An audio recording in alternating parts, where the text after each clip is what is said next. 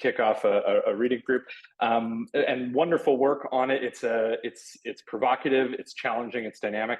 I'm going to speak mostly to the debate topic, this idea of the microscope, because I think, Sendhil, you said like there was this objective underlying truth and microscopes allowed us to see it.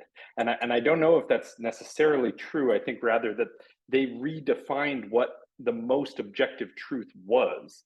Like up until the microscope, we sort of had descriptions of the world and we just sort of said those are what the most true things are, or drawings before that. And they redefined what this most reliable source of information was. And so I don't know if exactly this method gives us a new way to generate interpretable hypothesis, gives us a new definition of what the most reliable, most trustable, most consistent, most high confidence source of information that was maybe previously unknown or hidden. But I do love this bridging of the gap between quantitative and qualitative, and the idea of tying it to this GAN, this smooth latent GAN space was brilliant.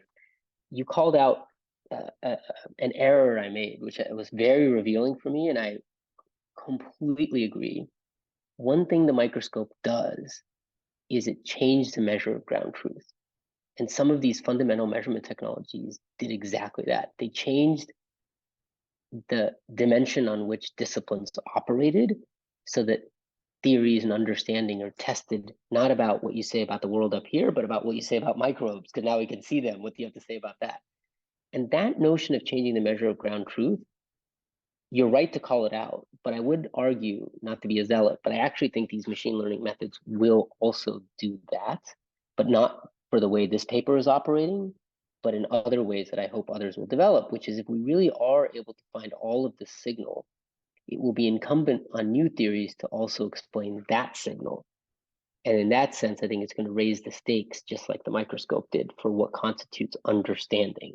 It can't just be understanding of the world our two eyes see, but of this richer world that remained unseen to this point. So let me stop there.